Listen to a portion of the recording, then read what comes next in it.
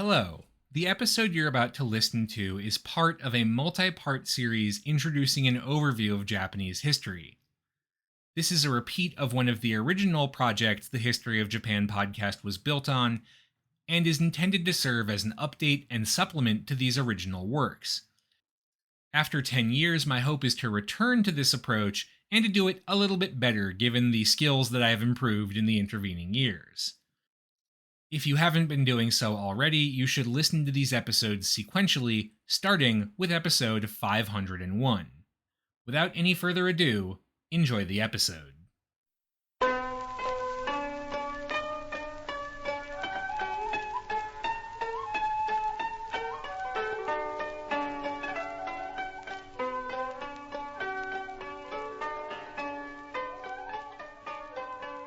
Hello and welcome to the History of Japan podcast, episode 524, The Tokugawa System.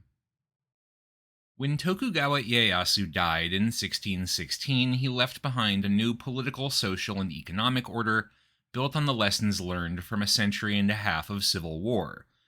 And to avoid burying the lead here, that order would prove very influential on Japan's future history.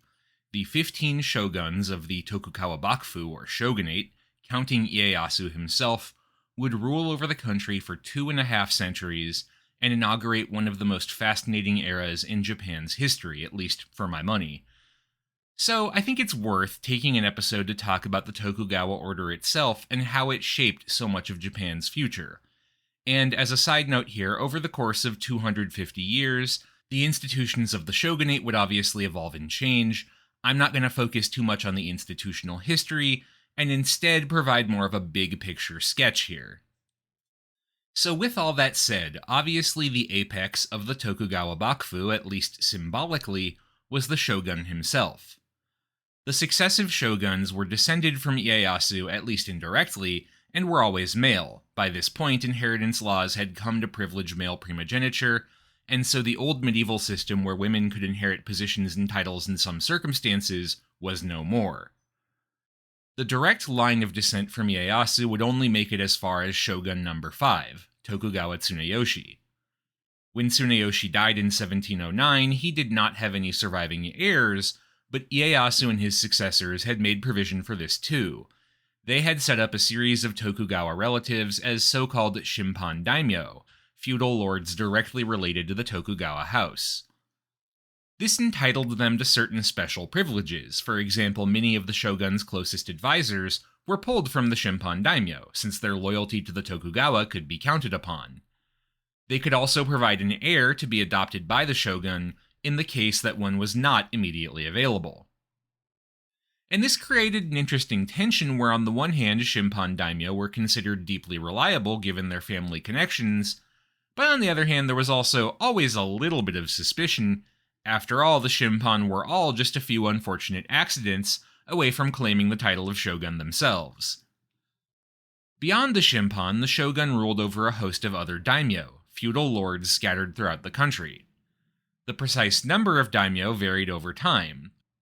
Over the course of the Tokugawa years, there were between 260 and 300 different han, or feudal domains, each of which had its own daimyo.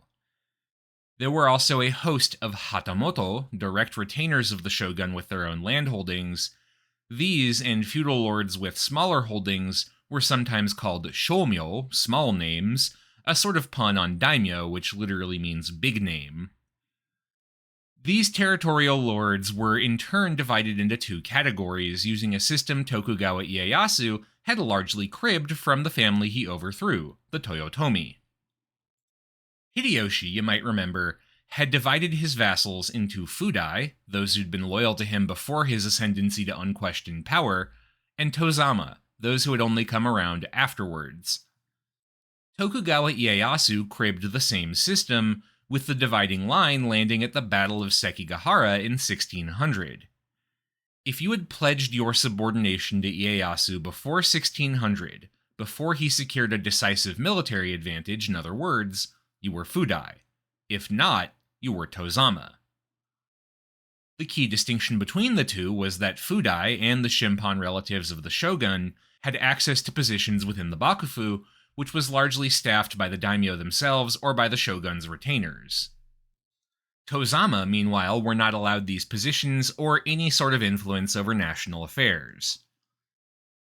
Ieyasu also used his decisive military advantage to reorganize landholdings, taking land from those he did not trust, and in some cases fully relocating families to new territories.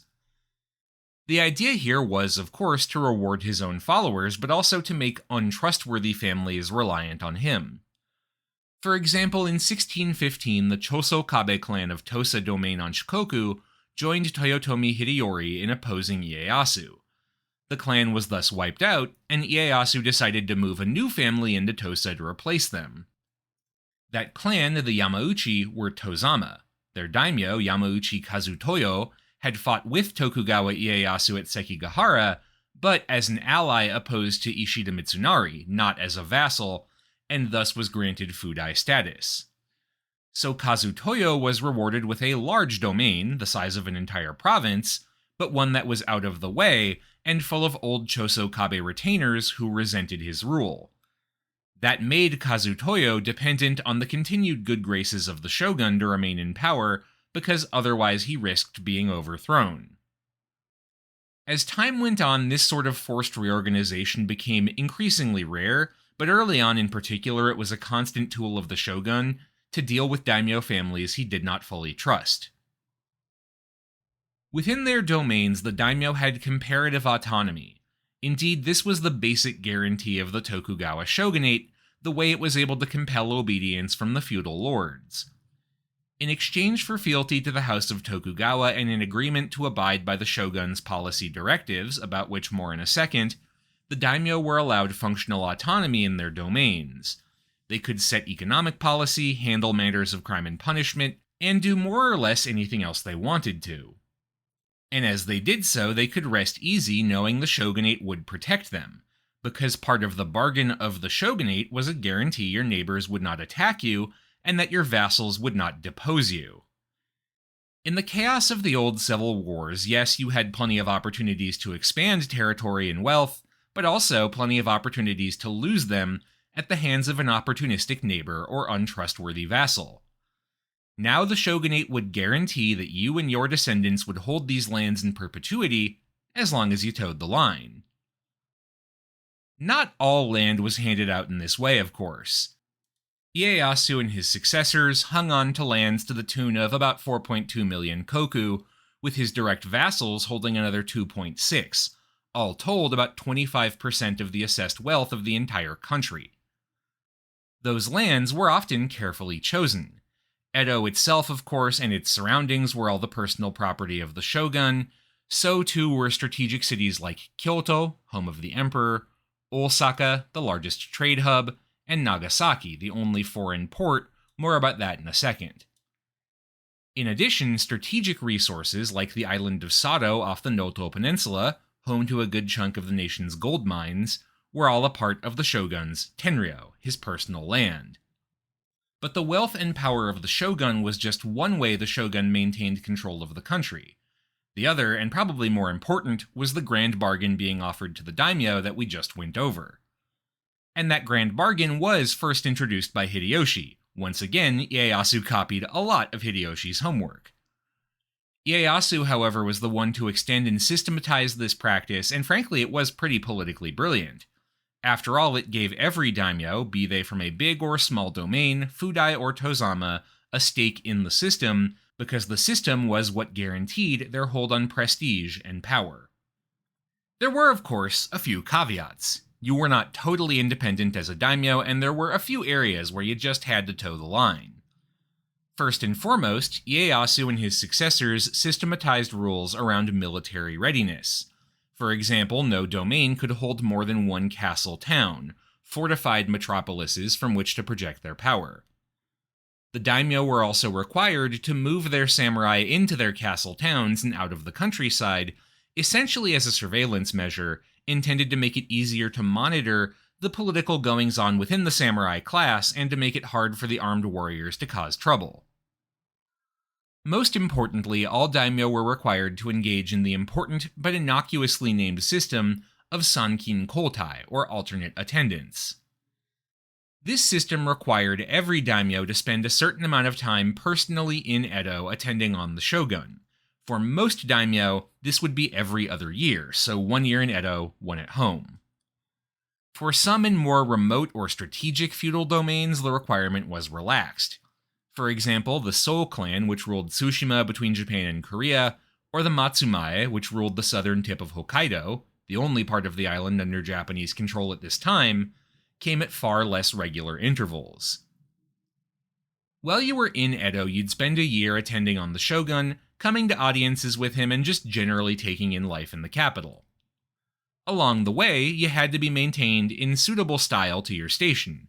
Daimyo were required to maintain yashiki, essentially fortified compounds, in Edo that were commensurate with their prestige. So, for example, a wealthier daimyo had a bigger yashiki, and the more prestigious ones, particularly among the Fudai, would be granted lots to build closer to the shogun's castle. They also, of course, had to travel to and from Edo with an entourage, commensurate to the daimyo's rank and income, of course.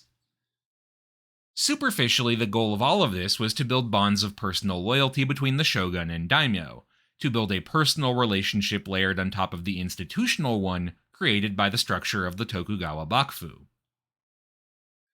In practice, though, Sankin Kotai had two other major uses.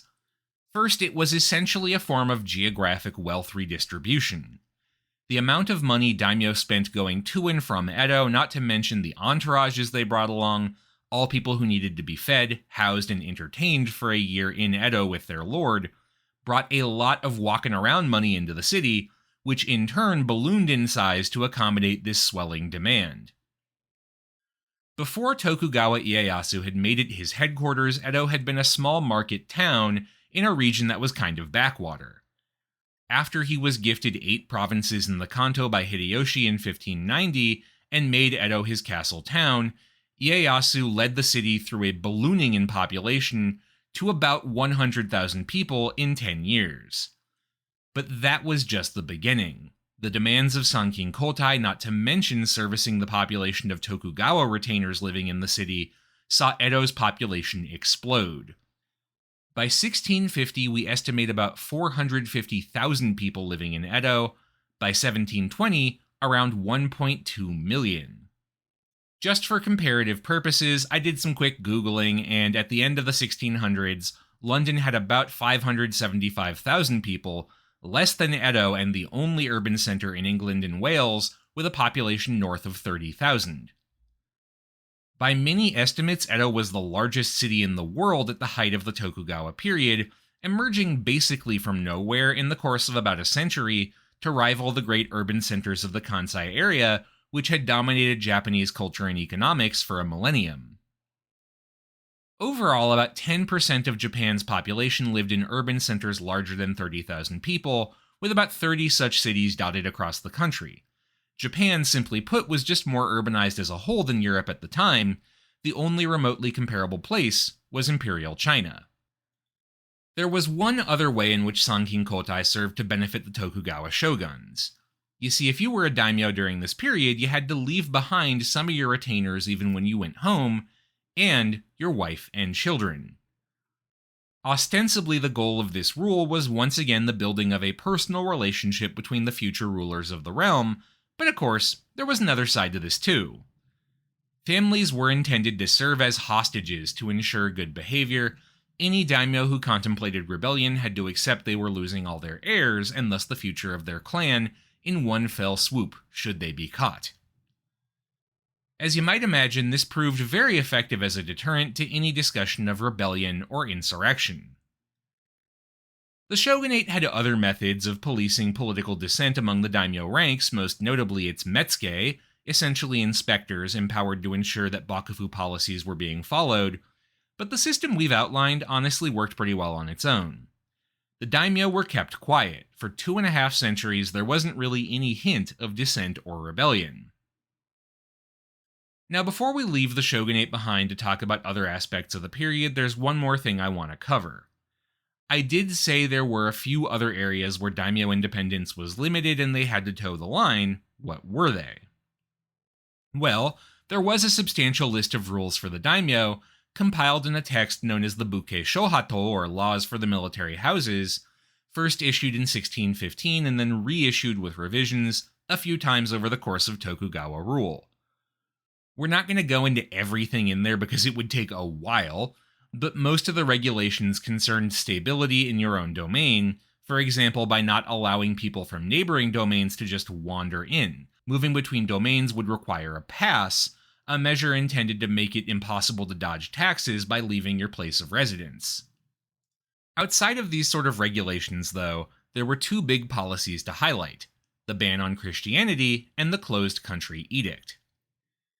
To start with Christianity, you might recall that by the end of the civil wars of the Sengoku period, Christianity had thousands of adherents in Japan thanks to a half-century of Jesuit missionizing enabled by the desire for trade with Portugal, which was allowed to serve as an intermediary with China since China's government had banned Japanese ships from its harbors. This half-century of missionizing had seen even a few daimyo brought round to the new religion. However, both Hideyoshi and particularly Tokugawa Ieyasu became increasingly suspicious of the motives of Christian adherents in Japan. Hideyoshi was concerned regarding the Jesuit tendency to direct their followers towards attacks on Buddhist religious institutions, not to mention Jesuit involvement in the Portuguese slave trade, which took enslaved Japanese war captives all over the Portuguese Empire.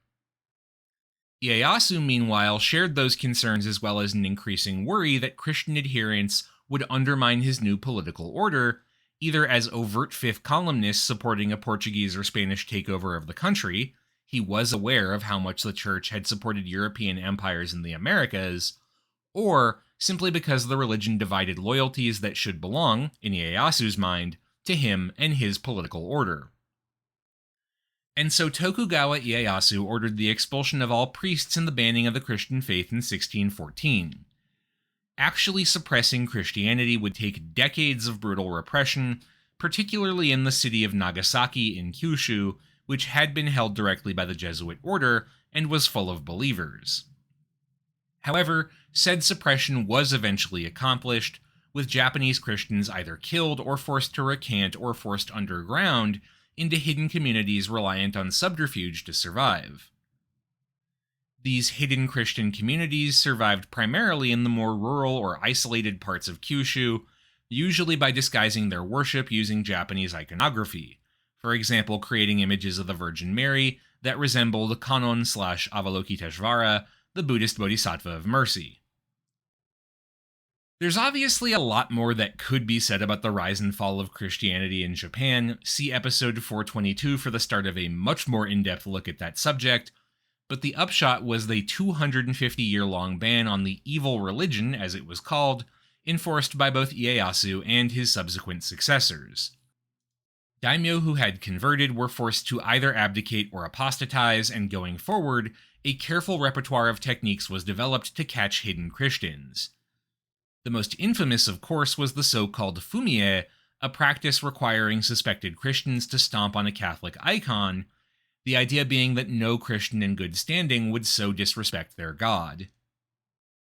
One final burst of resistance in 1638, an uprising in Shimabara in Kyushu by hidden Christians, racked the country, but the rebels didn't make it far at all before being suppressed by force. For the next 250 years, all daimyo in the country were required to ensure that their territory was free of hidden Christians. The other side of this policy was the so-called closed country, or sakoku. Ieyasu's overriding concern in assembling the Tokugawa order was stability, a stability intended to maintain the balance of power that placed him and his successors at the top. At first, this didn't mean cutting the country off from foreign trade altogether. Instead, Ieyasu continued a policy cribbed from who else but Toyotomi Hideyoshi, who began the process of officially licensing ships for overseas trade, in exchange, of course, for a cut of the profit. These so-called shuinsen, or Red Seal ships, were essentially chartered trade vessels.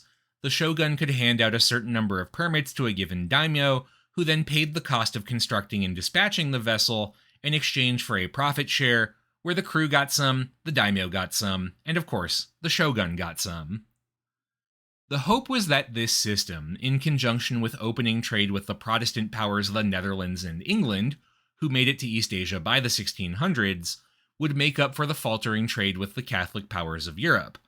Spain and Portugal were, of course, a bit miffed with the Christian ban, and by the 1620s trade with those powers was cut off altogether, particularly because Catholic missionaries kept smuggling themselves into Japan on the trade ships in defiance of the ban. But by the 1630s, the Red Seal system was dropped too. The rationale for this choice was largely about maintaining that careful balance of power. While the Red Seal system worked as a method of trade, it also bolstered the wealth and power of the daimyo that participated in it, and thus had the potential to upset that careful balance of power Ieyasu had spent so much time setting up. And so, under the third shogun, Tokugawa Iemitsu, the bakufu decided to end the policy of allowing domains to send their own trade vessels. Instead, all foreign trade would be routed through the port of Nagasaki, once built by the Jesuits but now a part of the personal territory of the Tokugawa shoguns. Ostensibly, the rationale for all of this was the anti-Christian edict. The closing of the country was part of a larger policy reiterating the ban on the evil religion, but practically it's pretty clear the major concern was ensuring the shogun, and the shogun alone, was the primary beneficiary of overseas trade. The new trade system was restrictive enough that the English ended up dropping out of the Japan trade altogether, instead focusing their efforts in India, leading, of course, to the eventual takeover of the subcontinent and its incorporation into the British Empire.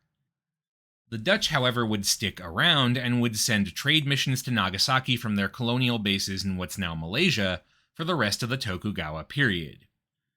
They, alongside merchants from Korea and the Ryukyuan Kingdom, which we will talk more about in a future episode, and smugglers from China defying the official ban on trade with Japan, would be the main points of contact between Japan and the outside world for the next 2.5 centuries.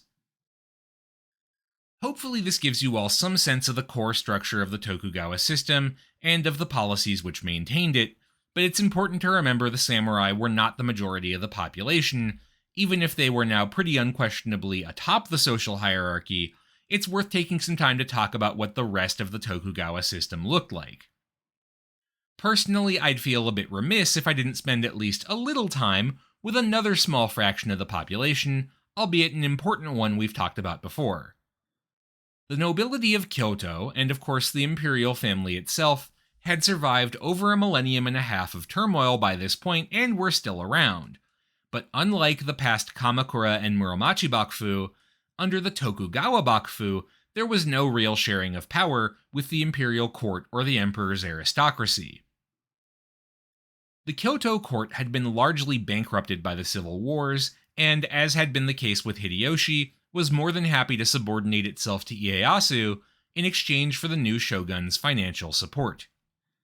Ieyasu granted the court lands to live off of with a value equivalent to a minor daimyo, 141,000 koku of rice to be specific.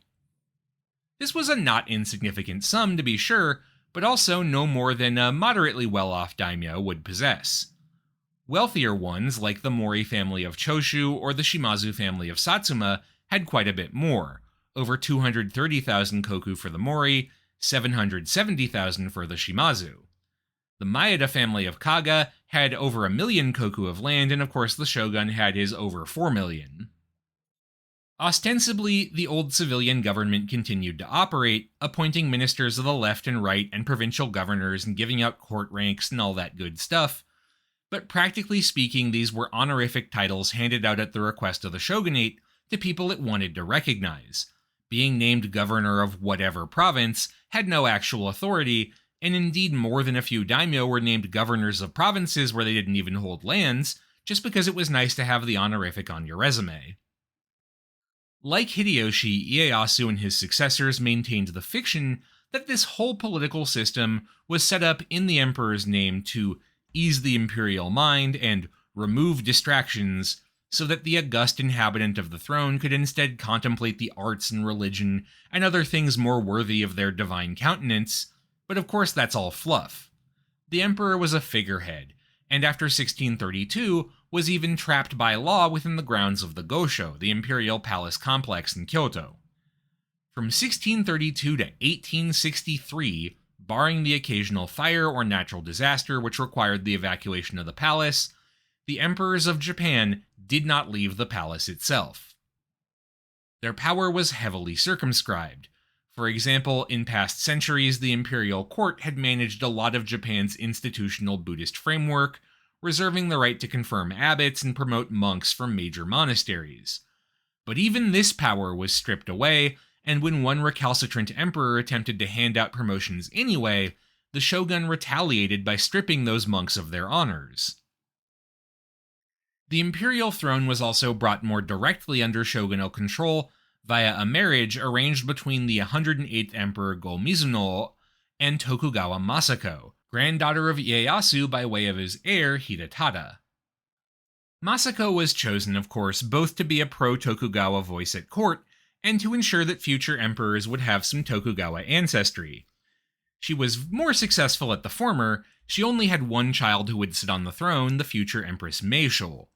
But she did become a powerful pro-shogunate voice at court, and as empress adopted all children her husband had with other concubines, and thus served as the parental figure for several more future emperors.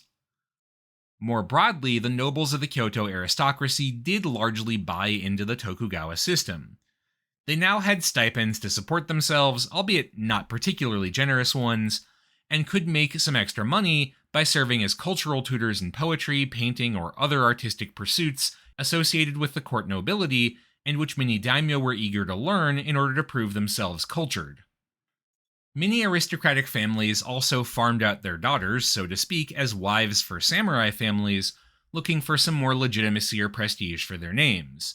A tidy arrangement for the male leaders on both sides, though one that didn't take the feelings of those most directly involved in the deal, so to speak, into account. What about the rest of the population of the country? Well, here at long last, we can finally say there actually is a decent written record. Peace brought with it prosperity and stability, leading to a general boost in living standards that saw a lot more access to literacy. Particularly successful in this regard were the so-called Terakoya, or temple schools, built by Buddhist institutions. We'll talk more about them next week. Estimating literacy during the time is a challenge, but the usual number you see is around 40% of the population knowing how to read and write, which is pretty impressive for a pre-universal education society. We also know that the national population boomed during this time, though by precisely how much is hard to say. The shogunate did engage in regular population censuses, but the censuses themselves were administered by the domains and then dispatched to the shogunate, where officials rewrote the numbers into province-level counts. How well this was done and how accurate the domain-level data was is a matter of some dispute. The shogunate's own numbers put the population at around 26 million in 1700, up from an estimated 18 million in 1600, though many scholars today think that's an undercount. It's more common to suggest a peak population for the Edo period of around 30 million people. By comparison, in 1700, France had a population of around 18 million, and the UK at the time of its formation in 1707 of 5.5 million. Unlike France and the UK, though, population growth in Japan leveled off around 1700. Precisely why is a matter of some historical debate. Likely rising living standards contributed to an extent. It's a well-documented phenomenon sociologically that increased living standards generally lead to decreasing fertility rates, and as an aside, the reasons for that phenomenon are deeply complicated and we don't really have room to get into them here, but if you're curious, there's a lot of great research online. Regardless of reason, the total population would level off around 1700 and would remain consistent until the abolition of feudalism and the beginning of industrialization a century and a half later. Now, one of the things I find really interesting about the lives of non-samurai during this period is that they were largely self-managed. The Tokugawa system relied very heavily on what you might call devolved responsibility. So for example, if you lived in a farming village, the local fiefholder, the daimyo, the representative of the shogun if you're on his lands, whoever, would designate one family, or a group of families, to serve as the headman. Those headmen were then responsible for collecting taxes and enforcing rules, but as long as they did so, they were largely left alone. Similarly, artisans or merchants in the cities were divided into neighborhoods, led by neighborhood elders with much the same role. Which isn't to say the relationship between the ruling samurai and the population they controlled was free from antagonism. In particular, there wasn't much of a mechanism for what you might call productive feedback. Any sort of collective action to, say, protest raised taxes, the most common thing to be peeved about, was viewed as conspiracy and the ringleaders were often executed.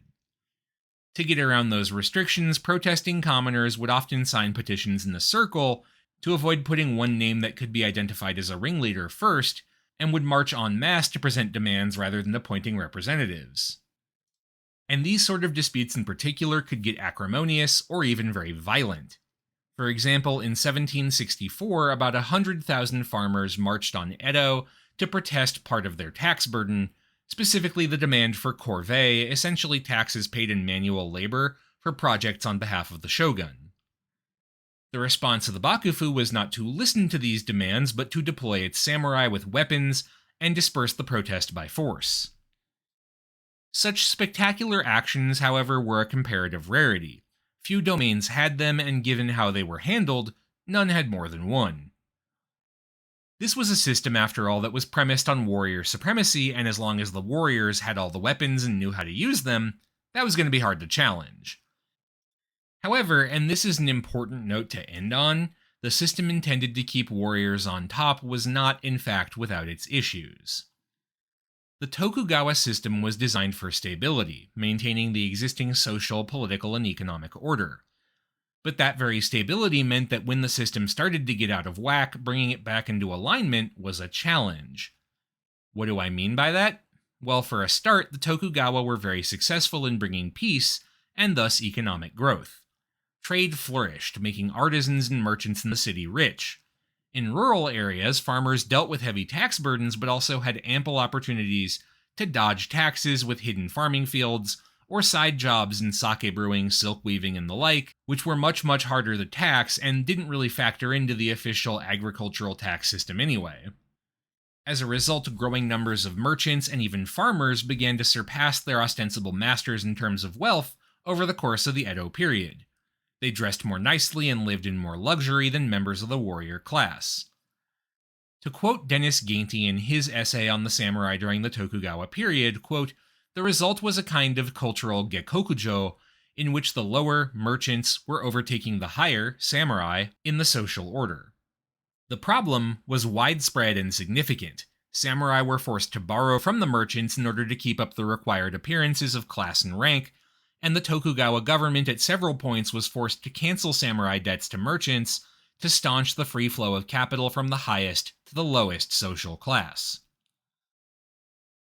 The shogunate tried various methods to deal with this, from increased tax burdens to sumptuary laws, banning certain kinds of elaborate or fancy clothing for non-samurai, but these were never effective, and as years went on, samurai economic straits became increasingly dire. Without wars to fight, the main job open to samurai was as administrators, but there was never enough administrative work to go around. Otherwise, members of the warrior class were left largely to rely on annual stipends that didn't keep pace with price increases or economic growth in general, and most estimates suggest that around a quarter, maybe a bit more, of samurai were affected by this lack of employment. The effect was particularly pronounced on lower-ranking members of the warrior class, as what administrative jobs there were often handed down within family lines based on prestige, not talent. These sort of issues were seeded into the fundamental mix of the Tokugawa system, and would eventually be part, though not all, of what brought it down. In the end, a system intended to maintain stability couldn't cope with the vicissitudes of change. But we're a few centuries from that yet, and we're going to spend the next couple of episodes talking about the Tokugawa system and its various aspects in history. For now, that's all for this week. Thank you very much for listening. This show is a part of the Facing Backward podcast network. You can find out more about this show and our other shows at facingbackward.com, and you can support the network at patreon.com/facingbackward. Special thanks to those who have given at our shoutout tier: Jan Leonard, Stephen Elkins, Martin Oliveira, Clark Canning, Ian Kellett, Matt Haynes, Jackie Frostocker, Monkey Sack, Alayla McCulloch, Karen Murphy, Peter Wales, Robert Prine, William, Arno, Jonas Brandis, Nicholas Kroll, Jerry Spinrad, Jared Stevens, Jeffrey Dwork, Stefan Hrushka, Joshua Kane, Robbie and Cat, Jacob Key, Aaron Finkbeiner, and Anonymous Anna's Hummingbird, Mark Sai, Gil, Leslie Ikuta, Trash Taste Enjoyer, John, Christopher, Harrison Reese, Inoue Enryo's Ghostbusters, NihongoKaizen.com, Shimao Toshio's History of Japonesia podcast, A House is a Perfectly Cromulent Mascot, The Fish I Catch Are Rhodes Scholars, Compared to Samuel Alito, Schmuck, and Everything Changed When the Fire Nation Attacked. Thanks again for listening, and I'll see you next time for a day in the life of Tokugawa Japan.